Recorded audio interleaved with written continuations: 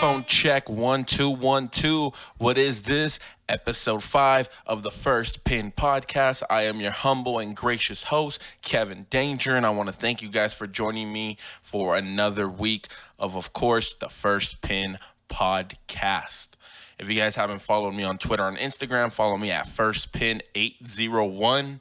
That is FirstPin801 on Instagram and Twitter. And once again, I want to thank you guys for joining me here on another crazy week of pro wrestling that we had.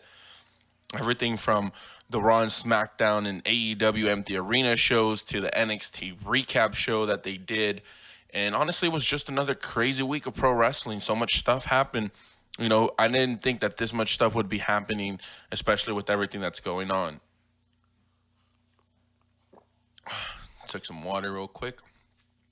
But yeah, I want to thank you guys for joining.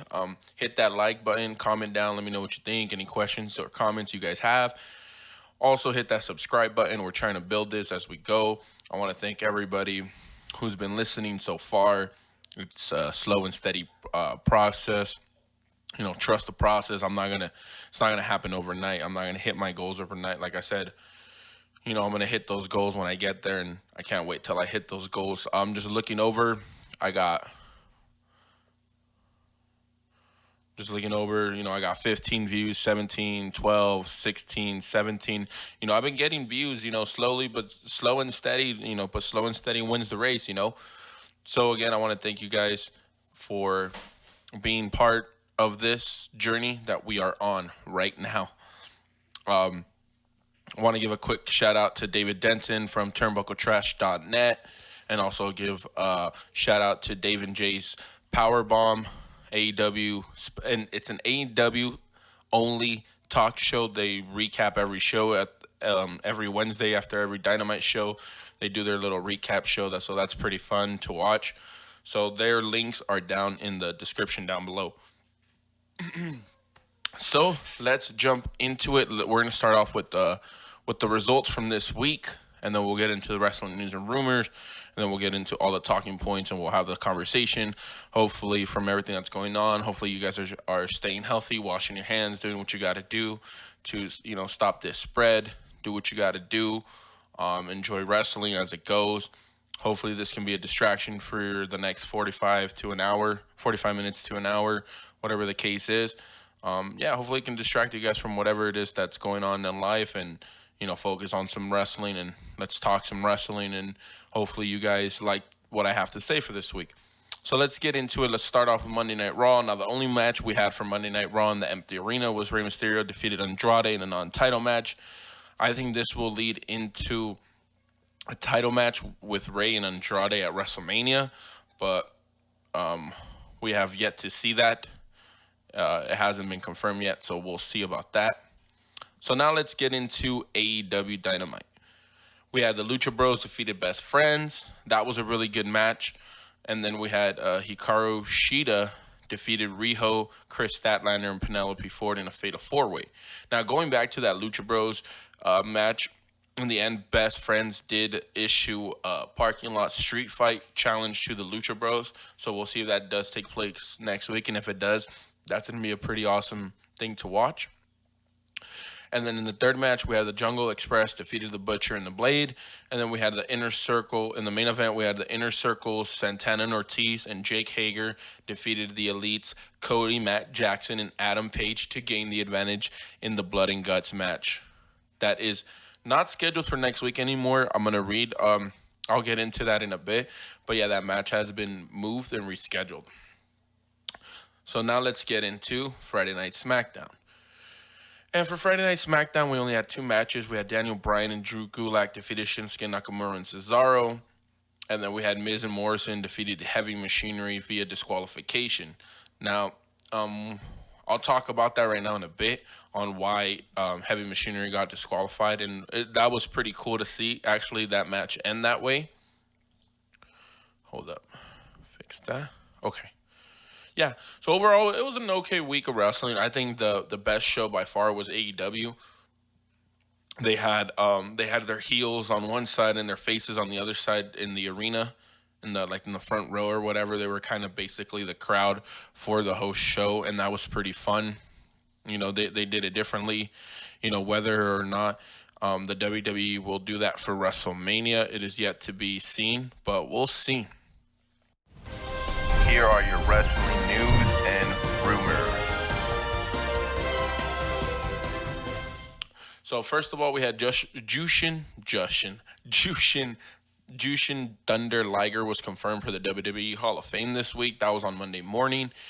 And due to that, according to PW Insider, NXT Tampa has been canceled, and also so has the Hall of Fame.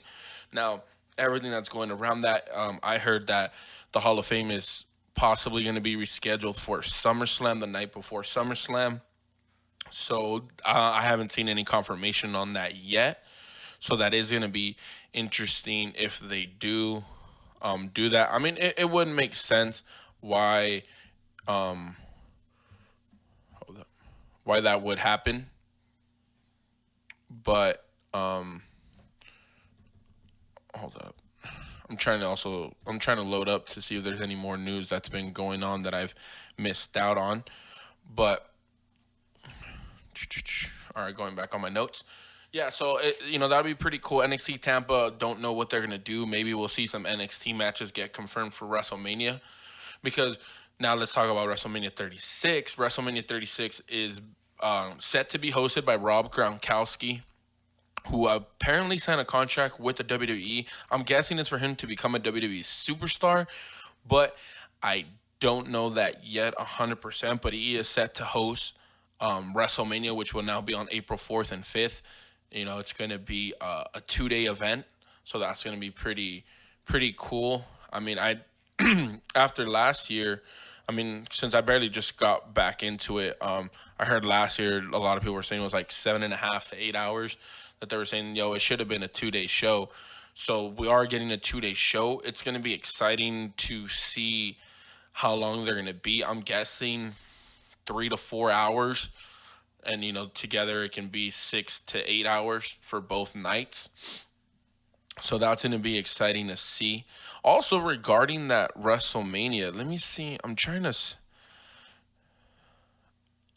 because I saw something that's funny. Yeah, see, so if you go to www.shop.com and you click on the WrestleMania collection, they straight up have 2 shirts, right, that say "I wasn't there."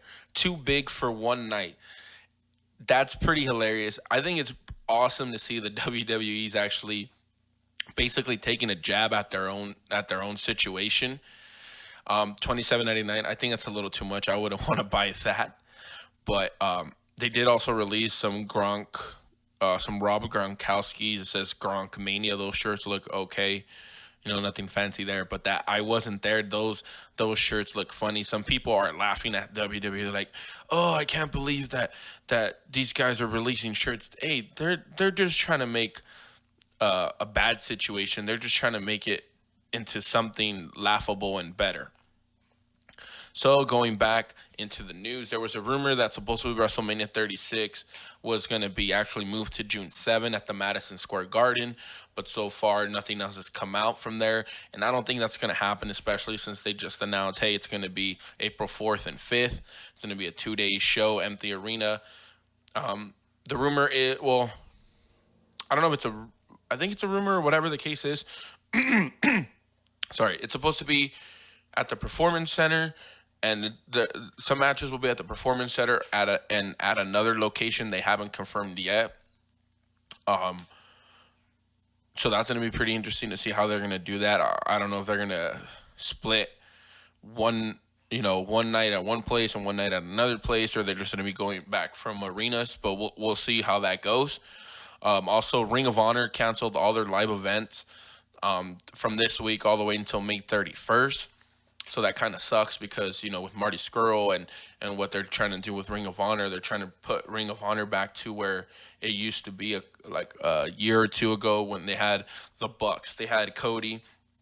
They are trying to rebuild that, but by the looks of it right now, that's not the case.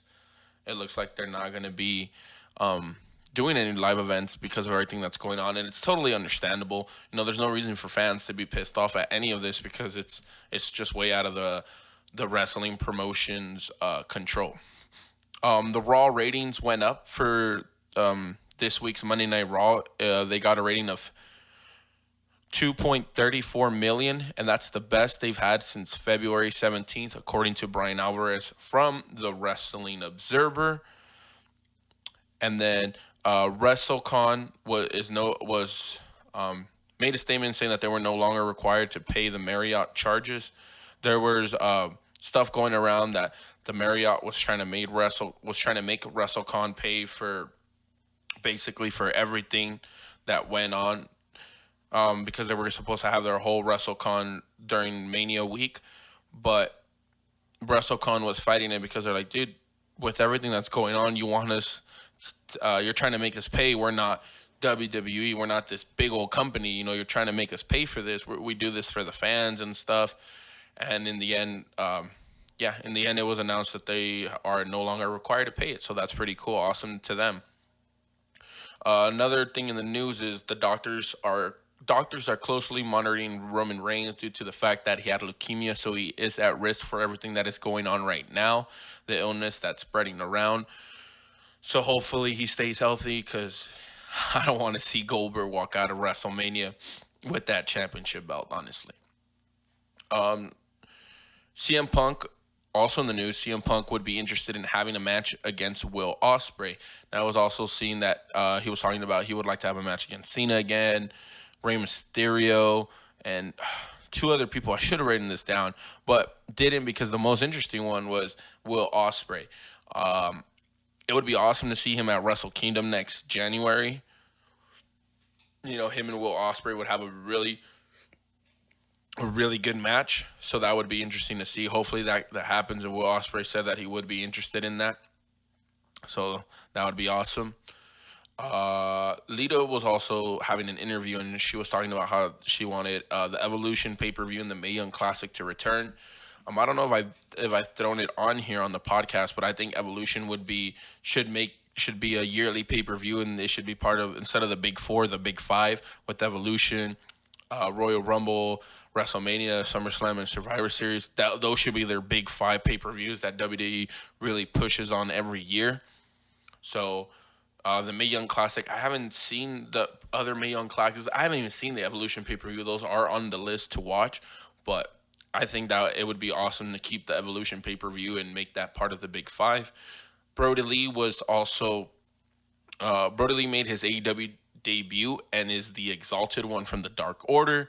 Matt Hardy also made his debut this week and joined Matt Jackson, Kenny Omega, Adam Page, and Cody Rhodes for their Blood and Guts match, which the Blood and Guts match has been rescheduled. I'll read some of that information here in a bit.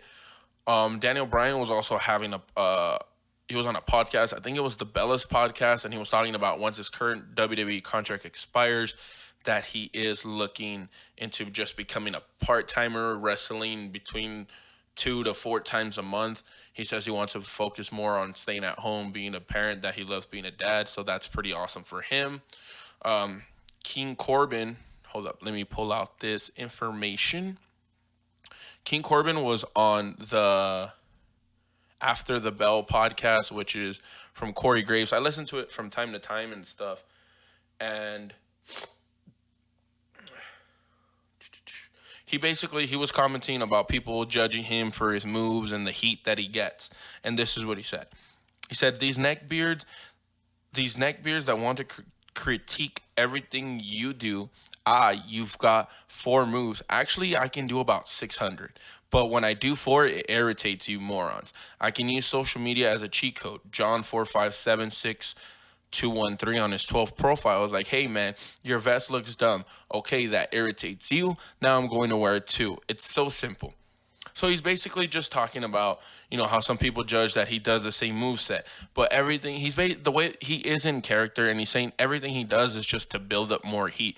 Whether, it's go away heat or however these other people want to critique it. He's still building up heat. I think he would be a really good heel if they put him in the right program with someone. That program with Roman Reigns ran for too long, honestly, in my opinion. So yeah. Sorry, I was drinking some water on that one. WrestleMania 36. For WrestleMania 36, they also confirmed that none of the battle royals, according to Pro Wrestling Sheet, none of the battle royals, the annual ones that they do, the women's battle royal and the Andre the Giant battle royal, are not going to be taking place. Which is totally understandable. I mean, you really can't be having these big gatherings and putting all these wrestlers on in the wrestling ring at the same time. That's totally against the code and the violations. This week it was also interesting. Jake the Snake Roberts appeared on a podcast. Um, Let me see. I think I have it on here. What is it? No. Give me a second.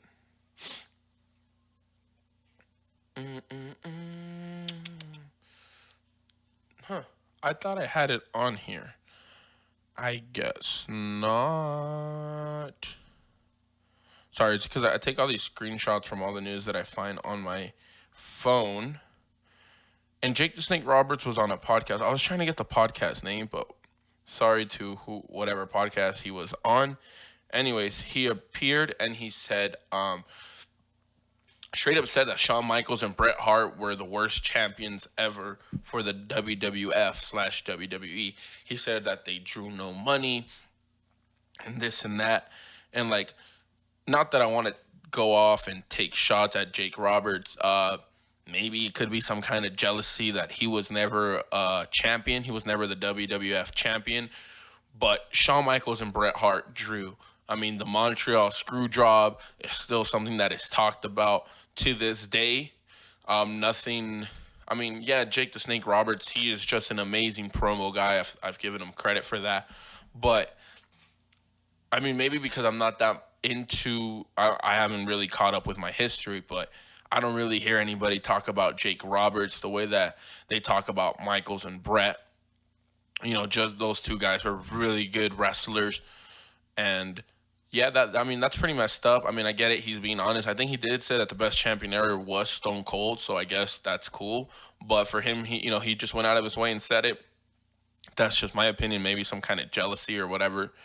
But anyways, moving on. So AEW this week pulled out a rating of 932,000, and NXT got 542,000. Okay.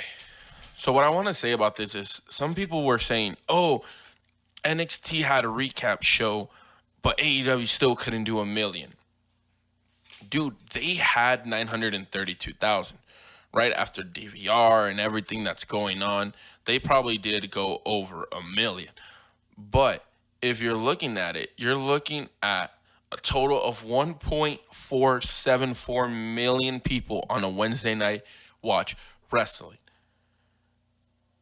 Why do you guys have to complain about the ratings? Now, I come in here and yes, I talk about the Wednesday night wars and stuff, but I don't go off the ratings. I know AEW's been killing it. To me, they've been doing better than NXT. I think what NXT lags is their storylines, but this Wednesday, NXT did go out of their way to really put in depth their storylines. The whole Johnny Gargano and Tommaso Ciampa storyline, Rhea Ripley storyline, and Finn Balor as well. But my thing is just, that's cool that you guys did that, but that's something that we have to see on the show on a weekly basis, not have to take a whole 2-hour show in order to give us these storylines, you know? And NXT to me is up there. It's really good wrestling, but that's my only thing is NXT just needs better storylines in order for the show to keep going forward. So that's just my take on this. Also in the news, sorry, blanked out for a minute. Keeping it real with you guys, doing all this in one take. Sorry about that. In the news that I just saw, I think it was yesterday, WWE is going to be taping Raw and SmackDown episodes leading up to WrestleMania 36. Now, there also is a rumor. I haven't seen it yet if it's confirmed, but that WrestleMania 36 would be taped. Yeah. I understand why they would want to. I understand why they would want to tape Raw and SmackDown, but to tape WrestleMania, like I understand it's an empty arena, and yes, there's a lot of speculations going around that WrestleMania 36, maybe they can in the production of it can be really strong and make it look really good, even with no fans. That would be interesting, but I am, that's just where I'm going to leave it at about the WrestleMania 36. So back to the Raw and SmackDown tapings. Yes, I understand. My only thing about when it comes to tapings, dude, is the spoilers. Maybe there won't be any spoilers because there's no fans and there's only a limited amount of people in that building at the same time. But when spoilers comes out, sometimes it kills it, and sometimes you don't even want to bother to watch, at least me. So I will try to do my best to stay away from the spoilers if there are any spoilers that do come out. Also in the news, I didn't get the exact quote, but according to Dave Meltzer from the Wrestling Observer, he was talking about how NXT Japan could now really happen due to the economic crisis that is going on in Japan during this outbreak, that it could make it easier for WWE to get a TV deal, etc., and be able to plant down. There's a lot of people that were talking about NXT UK and what it did to the UK scene.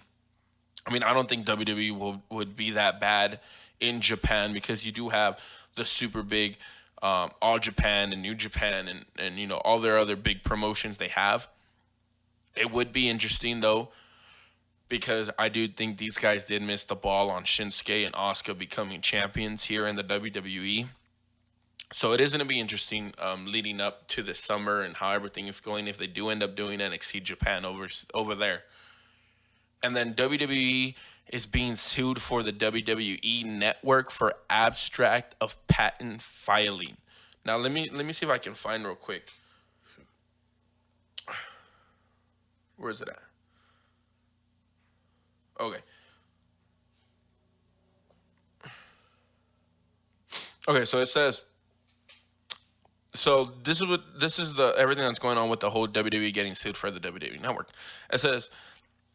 A system, method, and device for media content storage and delivery. A server has a receiver in communication with the processor. The receiver receives a request message. The request message includes media data indicating requested media content and a consumer device identifier corresponding to a consumer device. So what they're getting sued for being a streaming services, which is dumb. Let me see if I can find real quick exactly who they're getting sued by. But they're basically getting sued for what every streaming service is, and it's ridiculous. Like, how are you gonna sue them for? How are you gonna sue them for that? Netflix is like that. Hulu is like that. Every service is like that. Also in the news, Jeff Hardy is getting his No More Words theme song back, which is awesome. I think that to me is my favorite Jeff Hardy song. If you guys haven't heard of that, YouTube it, and yeah, you'll like it. It's gonna be. He didn't come out last night on SmackDown. But yeah, I guess it's not on here. Yeah, he didn't come out last night on SmackDown, but it was, it's still pretty good news that that song's coming back. He appeared on the bump, and that's where he broke the news. But anyways, I can't find who they're being sued by or whatever, but that's just ridiculous. Matt Hardy was on Talk Is Jericho this week, and I'll talk about that in a bit. What they talked about, I did listen to that yesterday. Also in the news, ESPN is set to air WrestleMania 30 on March 22nd, WrestleMania 32 on March 29th, and WrestleMania 35 on April 5th. So I don't know if this is possibly going to lead into WrestleMania 37 having some kind of coming together and doing it on ESPN or whatever. That's going to be interesting. It's interesting that these guys are going to actually air it. I get it. maybe ESPN is giving WWE a lot of money because they just want to have content because they know a lot of people are quarantined and staying at home. For me, I can just watch them on the network. That's, but it's pretty cool that ESPN is doing that. It's going to be interesting. Hopefully they can pull up the numbers to see how many people to see what the ratings were for them on ESPN, just to see where this could lead into. So, for WrestleMania 36, the matches that were announced / added were Kevin Owens versus Seth Rollins this week, Elias versus Baron Corbin, and then the six-pack challenge, Bayley putting her title on the line against Lacey Evans, Dana Brooke, Sasha Banks, Tamina, and Naomi. Also, speaking of Naomi, I just saw this morning that she is interested in doing a tag team with Bianca Belair. I think that's pretty cool. There's not that many teams in the women's division. You got the Kabuki Warriors, you got Fire and Desire, you got Bliss and Cross, and that's pretty much it. So with them, I guess that would be the fourth legitimate tag team with Naomi and Belair. That would be pretty cool. So that's pretty much going to cover all of the wrestling news and rumors. Let me check this out, though, because since I am doing this for you guys right now on Saturday, I'm trying to see what else. Oh, yeah. So the SmackDown rating came out, and they did a 2.563 million, which they did higher than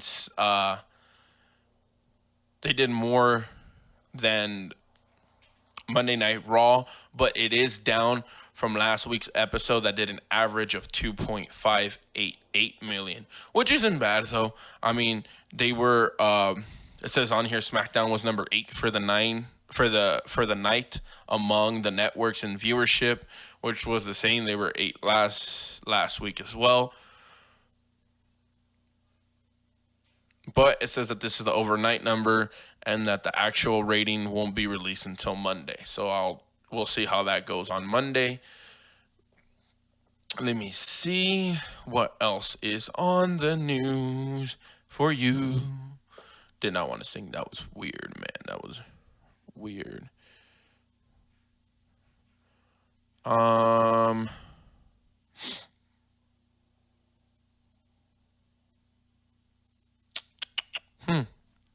Yeah, I guess there's nothing else really big on the news.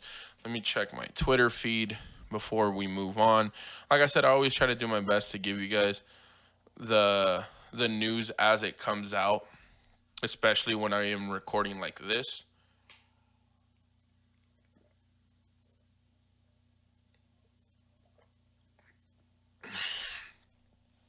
Let me see, scrolling down Twitter.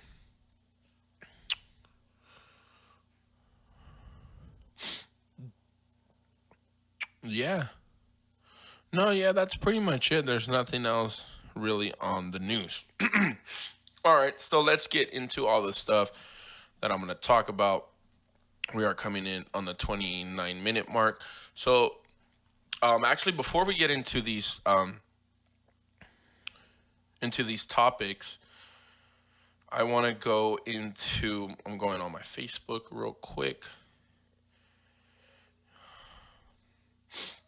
No, not that one. Because I did post on a couple Facebook groups, just any questions. So one question that I was asked twice was about WrestleMania 36 and whether it should be postponed and how do I feel about it being with an empty crowd. So let's talk about that here for a quick minute. I do agree with everyone else about saying that WrestleMania should be postponed. I think it's not going to be the same without those 80,000 fans or whatever. But understand this about why WrestleMania is going on. The storylines. I don't think it has to do anything with money. I think it has to do with the storylines. We are at the point that the fans want to see Drew McIntyre beat Brock Lesnar and become the face of the company. I personally want to see Roman Reigns beat Goldberg and become the face of SmackDown, right? I have no problem with Drew and Roman being the face of each brand. So what are you gonna do with what would you be able to do with those storylines? You're gonna put them off to the side and then come back to them later down the road? Is it gonna be to the point where the crowd's not just gonna be? You're gonna have to rebuild Drew McIntyre again and Roman again. You have to build these guys up again in order to win those titles. No, there's no point of that. It should be postponed, but the thing is, it's better to pull the trigger now and do it at an empty arena. Yes, it sucks. It's not the same, but I mean, what else can you really do? There's nothing you can't. I mean, yeah, of course, like I said, you could postpone it, but those storylines, they're going to stay there. You've been building up these storylines with Drew and Lesnar, Roman and Goldberg, Owens and Rollins, Cena and Wyatt, etc. You've been building up these matches that you're just gonna postpone them. That's to me where it doesn't really make a lot of sense. That to me is not, it just doesn't make sense there. It's hard right now to really wrap my head around it, but that's just how I see it. It's just, it's going to be a whole different atmosphere. I've been seeing some people were saying, oh, what if they put in crowd effects or whatever? Like, don't do that, dude. Just do an empty arena. If you are going to pre-tape it, make it some like Lucha Underground or whatever. Just make it look really cool to where we don't really see the fans, so we can just go forward and go from there. So another question that I got, this is whole local wrestling, is Andrew Sowell legitimate champion for DCW? Yes. Manny Smith, I think that is Manny Lemons. I do agree with that. He is a legitimate champion. Another question that I got from Ray Buffington on here was, what Mania match am I most looking forward to, and what is my favorite Mania match of all time? Now, the match, wow, I think I'm looking forward to all the matches, but I think the biggest match that I am looking forward to is the Drew and Brock Lesnar match, because I just can't wait to see Drew become the champion. It's time. He's been there for a long time. He left, went to Impact, reinvented himself, and came back and won the Royal Rumble, and he's at the top of the card. And I am also looking forward into Roman Reigns. Those two are right now my two favorite on both rosters, on each roster. Well, I guess so. Yeah, you could say that, because I also like Andrade and Angel Garza. But yeah, that's the match that I'm most those are the two matches that I'm looking forward to. I'm looking forward to those title changes, and then eventually seeing what they're going to do with Drew and what they're going to do with Roman. And as for my favorite Mania match, now this isn't the thing. I haven't seen all the WrestleManias, so don't take shots at me or whatever the case is. Like I said, I'm only 23 years old. Eventually, I want to go through all the archives and watch it all. But my top 3 WrestleMania matches.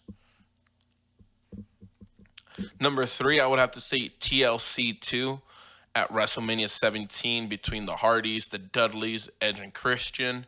Number 2, I would say Stone Cold and The Rock for WrestleMania 17, because WrestleMania 17 is the first WrestleMania that I clearly remember. And even though I was really, really bummed out that The Rock lost the championship to Stone Cold, that was a really good match. I was into it so much as a little kid. And number 1, I'm going to have to say WrestleMania 25 between Undertaker and Shawn Michaels. Those are my top 3 favorite WrestleMania matches of all time so far. Like I said, I haven't gone through and watched all the other WrestleManias. This is going to be the first WrestleMania I'm going to watch since the WrestleMania 25 was the last WrestleMania that I saw completely. So once I go through all that, maybe I can find some other matches, and that those top 3 might change. So now let's go into more stuff that happened this week. Give me a quick second. So going back to Raw, we had Becky Lynch come out and address Shayna Baszler once again and cut a promo. Now, during the promo, it cut to Shayna in the back watching the promo.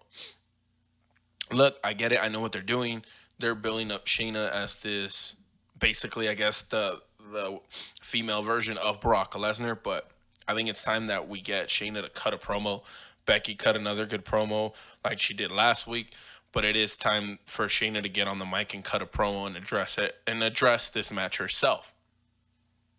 We also had Undertaker beat up Anderson and Gallows because AJ Styles didn't come out to the contract signing. And we did kind of see a modern version of the American Badass from the Undertaker. He came out in a beanie and basically in black pants and his boots and whatever. And he was just ready for a fight. You know, AJ Styles kept calling him Mark and kept mentioning his wife and stuff. So I'm guessing. See, that's the thing. I don't know if we will get a American Badass entrance, but I think this is the Undertaker that we're gonna get at WrestleMania, which is just gonna be him with pants, no shirt, and a beanie, and just looking to go at AJ Styles. I think actually that's gonna be a match that I am gonna look forward to. I don't think they're gonna put on a 30-minute match, but I wouldn't be surprised if it's a 15-minute match if AJ Styles is going to go out there and make Undertaker look like $1 million once again. It's going to look like, you know, if we would have had Michaels and Undertaker 3 a couple years after they had their first two matches. I haven't seen the second one. I do got to watch that as well. That's on the watch list. And then in the beginning of Raw, we actually had Edge come out and challenge Randy Orton to a last man standing match at WrestleMania. And yeah, Edge cut a really good promo telling Orton that I think it was something like he was jealous or whatever the case is. But basically, he's telling Orton if he has the cojones to come out and accept his challenge for a last man standing match at WrestleMania, which is going to be pretty awesome because since it is going to be an empty arena, are these guys going to go out and destroy the arena? And speaking of Edge, hold up, let me pull this up real quick.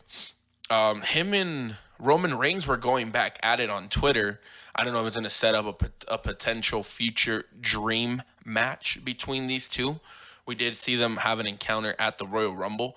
But this is what Roman said. Roman said, 2 nights of WrestleMania, WWE's biggest event just got bigger. One of those nights belongs to the big dog, who will claim the other. And Edge replied to him and said, oh, that's cute, big pup.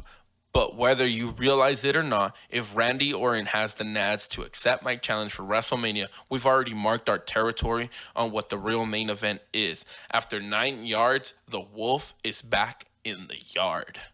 Straight up, I don't know if it was a friendly jab or whatever. I don't know what their relationship, what their friendship, relationship status is in the back. But it would be awesome to see these two guys go at it. The wolf versus the big dog. Or like Michael Cole says, the big dog. Michael Cole's just, sometimes he's a little too much, man. But, yeah, that was, it's going to be interesting to see these guys. I think him and Orton will tear the house down. That would be the match that I am looking forward to. Like I said, it's just hard. All these matches are matches that I'm looking forward to. They're all getting built up so nicely. So, yeah. Also, in the news this week, Vince basically just saying he's not a fan of the empty arena matches, which postponed, but whatever. A lot of people are saying, oh, they should just cancel Raw and SmackDown. Look, I understand. You need to understand why they're really doing this. Bret Hart was on Broken Skull Sessions with Stone Cold. And let me move the microphone up a bit. Gonna relax here a little bit more. But I saw the interview, heard the interview or whatever, and he was just basically talking about, they talked about the Montreal screw job, and he talked about how him and Vince went at it. I think I don't know if Vince threw punches or whatever. They threw punches at each other, and I guess he said that he knocked out Vince or whatever, and Sean just didn't want anything to do with it. That after all that stuff happened, he told, he apologized to Bret. He's like, yo, I had nothing to do with it. And that basically it all led to, because Bret, before all this happened, Bret told him, hey, I think he told him that, I'll do the job and I'll put you over. I just hope that you would do the same. And Sean's like, no, I'm not, I would never do the same. I would never put you over, and whatever the case is. And basically started building friction before the Montreal screw job, and then it happened. And yeah, it was a good interview, honestly. I did learn some stuff from Bret that I didn't know before. And the biggest thing, I guess, that stood out, where everybody was saying, was just the shots that he took at Goldberg. That before that night where he got injured, he basically told him, he's like, hey, look, I'll put you over. We'll do whatever we got to do. He's like, we'll do, he told Goldberg, we'll do whatever you want to do in the match. Just don't hurt me, protect me, and make sure that I can get out of this match. And he just basically said Goldberg didn't care. He injured him, and apparently Goldberg's injured a bunch of other wrestlers before, so that's pretty crazy to hear Bret Hart say that. A lot of people were saying, well, Bret Hart has never said that, and somehow, some way, went on the show and actually took those shots straight at Goldberg. Okay. So let's get into this whole Brodie Lee and Matt Hardy thing. I'm going to break this down, maybe cut this out, and not cut this out, but cut it down, as try to be minimal as I can. I'm about to let you guys know why Brodie Lee is the right decision for the Exalted One. Look, Brodie Lee was in the Bray Wyatt family. He was a follower, and now he is the leader of the Dark Order. Matt Hardy is already made. Matt Hardy is already a big name. He debuted in AEW with his whole broken gimmick, but it's supposed to be, it's like Broken Matt Hardy 2.0 or whatever. The Zenith is gone. It's now called, what is it? Damascus or something like that. But the reason that Brodie Lee works for the Dark Order is because he's big. He's bigger than all the guys in the Dark Order. And I think the best thing would be put that AEW World Champion on Brodie Lee and put the tag team champions on Evil Uno and that other guy. I always forget that other guy's name. But if you were to put the gold on these guys, or even just the AEW World Champion for a bit on Brodie Lee, it's going to make the Dark Order that much more, not powerful, but it would give them that legitimacy that these guys are a really good and powerful group. Matt Hardy doesn't need the Dark Order. Brodie Lee needs the Dark Order in order to show, hey, I'm Brodie Lee, not Luke Harper. I am here at AEW, and this is all going to go in a whole different direction. I think Brodie Lee is going to be the leader that Bray Wyatt should have been on the Wyatt family. Because apparently the whole thing that was going on was Bray Wyatt wasn't really allowed to do everything that he wanted to do with the Wyatt family. And AEW gives that freedom to the wrestlers that I think Brodie Lee will be able to. This is going to make Brodie Lee go to that main event level. Matt Hardy is at that main event level, so that's why I understand why Matt Hardy was not the Exalted One. They did a really good job in teasing it, but like I said, Matt Hardy doesn't need it. Brodie Lee does, because Brodie Lee is in AEW, and he's going to legitimize himself as the Dark Order leader, and he's going to make the Dark Order legit. Where Matt Hardy is already legit, yes, he could go into the Dark Order and right away they'd be a legit group. But like I said, just be patient and watch it, and watch how this is all going to go. I think it's going to go really good, and what we're going to see between these guys. Also, I saw the Ruthless Aggression docuseries, episode 1 of the Ruthless Aggression, episode 2 on John Cena, episode 3 on Evolution, episode 4 on Brock Lesnar, and episode 5, Raw vs. SmackDown, the Civil Wars. That's a really good docuseries that you guys should go out and watch. Yeah, learned a lot about Cena, Evolution, and Brock Lesnar. Okay, so back to where we were. Sorry, I had to stop on that real quick. Yeah. But my daughter's here with me. Anyways, CM Punk was basically tweeting out about the Roman Reigns promo that happened this past week. Kind of taking shots at Roman, saying that, oh, if I was in an empty arena, I wouldn't have gotten booed either or whatever. So it's going to be interesting to see where that's going to go. What that would lead to, possibly another dream match between Punk and Reigns. Maybe not a dream match. I think these guys have had a match before, but it would be interesting to see if these guys would have another match again.